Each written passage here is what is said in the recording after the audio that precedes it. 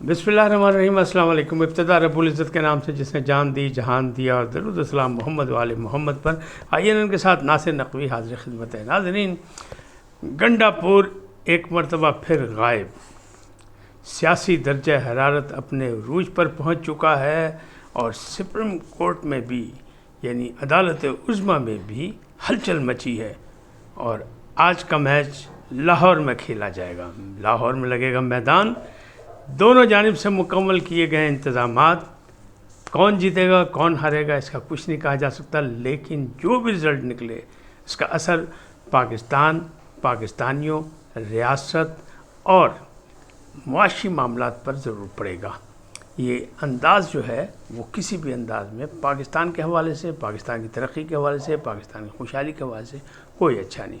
दोनों जानिब से मुख्तलिफ दावे किए जा रहे हैं, लेकिन असल सूरत हाल से मैं आपको आगाह करता हूँ। और आपसे गुजारिश है कि आइए इनको सब्सक्राइब करें, लाइक करें और घंटी का बटन दबाना ना भूलें, बल्कि अपनी कीमती राय का इजहार भी अपनी शख्सियत के मुताबिक करें। जी नाज़रीन, पहली बात, रात जो इतलात हैं वो ये हैं कि गंडापुर को चारों तरफ से घेर कर खूब शेलिंग की गई। उसमें वो नज़र भी आते रहे और मामला जो है वो बाकायदा वो जिसे कहते हैं ना दू बदू लड़ाई आमने सामने हो गए। उनका मॉब भी और फोर्सेस भी। उनका दावा ये है, पीटीआई के हल्कों का दावा ये है कि जनाब बात असल ये है कि फ़ौज ने उन पर फायरिंग की और हुकूमत ये कहती नहीं, फ़ौज को गोली चलाने की इजाज़त नहीं थी, ना ही अपना रेंजर्स को इजाज़त थी और गोली नहीं चलाई गई। लेकिन वो ये कहते हैं कि हमारे लोग ज़ख्मी हुए। ज़ख्मी होने वाले जो हैं वो पथराव से भी हुए और वो कैंचे गुलेल से जो कैंचे चलाए मुजाहिरीन ने, उससे एहलकार भी ज़ख्मी हुए। और इसका सबूत ये है कि मोहसिन नकवी जो है वो मुख्तलिफ़ हॉस्पिटल्स में इस्लामाबाद में गए और उन्होंने एहलकारों की अयादत भी की और उनकी हौसला अफजाई भी की कि आप शरपसंदों के सामने साबित कदम रहें, हम आपके साथ हैं, आप फ़िक्र न करें। अच्छा, अब मामला ये है कि गंडापुर साहब बार बार नज़र भी आते रहे और बार बार गाड़ी में जाके बैठते भी रहे और उन्होंने इंतज़ामात भी किए थे कि शेल जब फेंके जाएंगे गैस के तो लोगों के पास कपड़े भी थे, पानी भी था, बाकी भी था, और वो कैन में पेट्रोल और तेल भी लेके आए थे। लिहाजा मुख्तलिफ़ जगह पे आग भी लगाई गई। एक अजीब मंज़र था जो कि ज़ाहिर है कि इंतशारी और फसादी था। अब इसको कौन अच्छा कहता है कौन बुरा कहता है ये एक अलग बात है, इससे इख्तिलाफ़ राय मौजूद है। आप इत्तेफाक करें, आप इख्तिलाफ़ करें।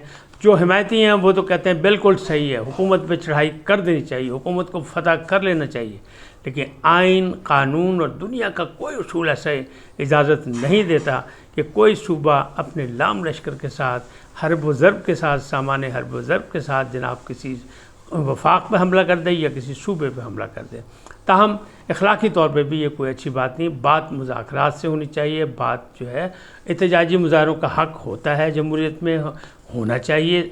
लेकिन चूँकि ट्रैक रिकॉर्ड पीटीआई का अच्छा नहीं, 9 मई के अभी मामला जो हैं वो फैसले नहीं हो सके, तो फिर इसलिए उन पर शक किया जा रहा है। क्यों कि जब वो 25 मई को आए थे इस्लामाबाद में और डी चौक तक पहुंच गए थे ज़बरदस्ती मना करने के बावजूद, जब भी वहाँ आग लगाई गई थी, वहाँ दरख्त जला दिए गए थे, वहाँ बहुत कुछ हंगामा रही थी।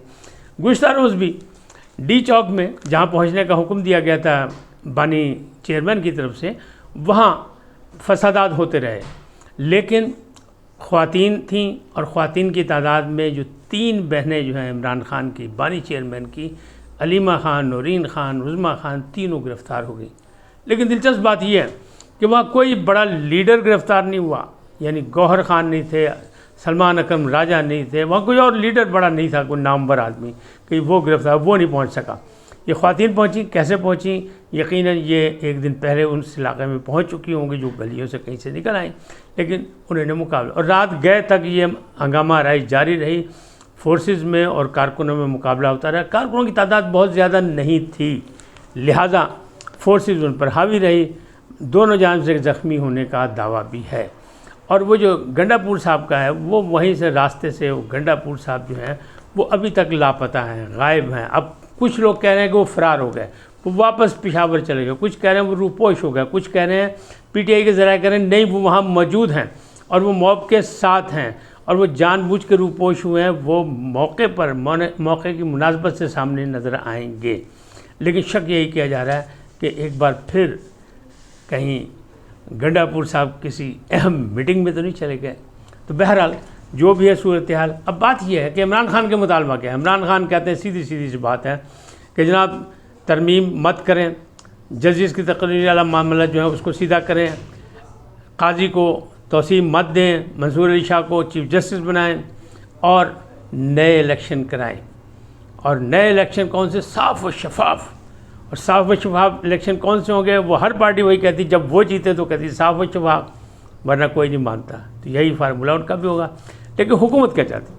हुकूमत कहती नहीं, बात करनी है तो आके बैठ के बात करो। इमरान खान कहते हैं दबाव इतना बढ़ा दो कि ये मजबूर हो जाएं कि मेरे कदमों में आके गिरें और बात करें आके अडियाला जेल में कैदी नंबर 804 से।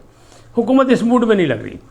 हालांकि एक अहम मौका है, लेकिन उसके बाद बहुत सी ऑप्शन होंगी। हो सकता है कि वो फिर इस्लामाबाद से उसको शिफ्ट कर दे, जो शंघाई कॉन्फ्रेंस है उसे कराची ले जाए या कुछ और कर ले। लेकिन असली बात ये, वो अपनी रिट कायम रखना चाहती है।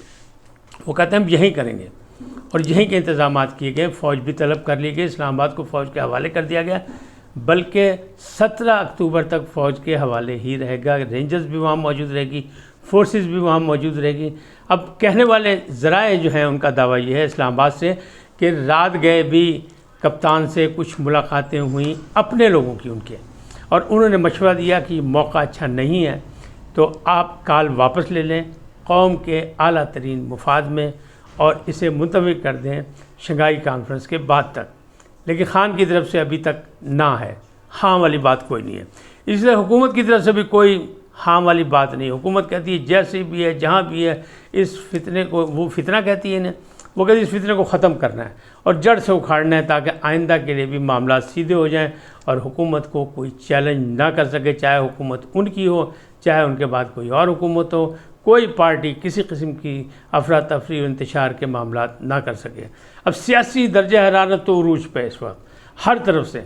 इत्तेहादी जमातें हैं वो भी सर जोड़ के बैठी हुई हैं, मौलाना फजलुर रहमान से भी राब्ते किए गए हैं और यहाँ तक कि जमात इस्लामी के जो अमीर हैं उनसे भी राब्ता हुकूमत का हो गया, चाहे वो गज़ा के हवाले से हुआ, किसी भी हवाले से हुआ, इंटरनेशनल मामलात के हवाले से हुआ, लेकिन हो गया। और उसमें कहा यही जा रहा है कि बिलावल भुट्टो ज़रदारी ने अहम किरदार अदा किया।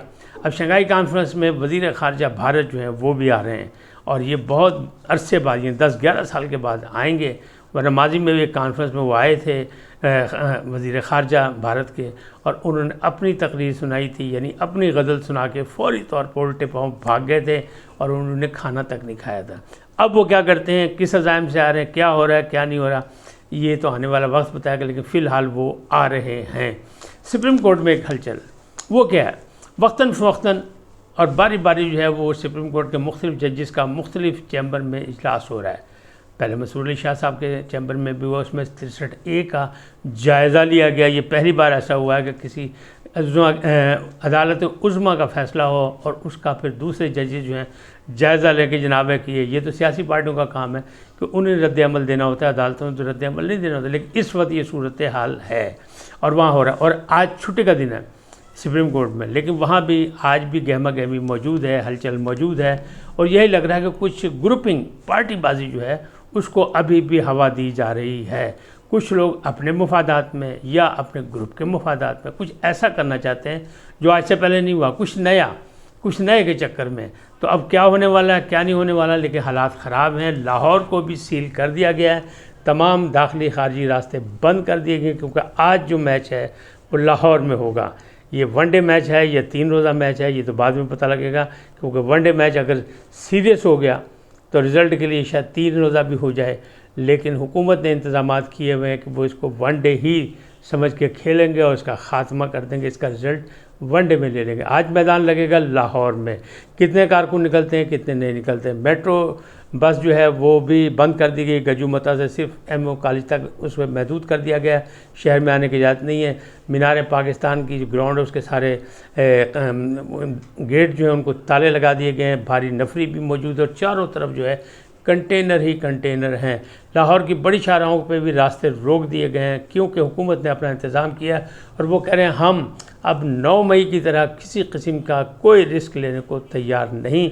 आने वालों को भुगतना पड़ेगा। दफ़ा 144 लगी है। जो आइन को कानून मिलेगा, जो आइन को तोड़ेगा फिर उसका मुंह भी तोड़ा जाएगा, उसकी लातें भी तोड़ी जाएंगी।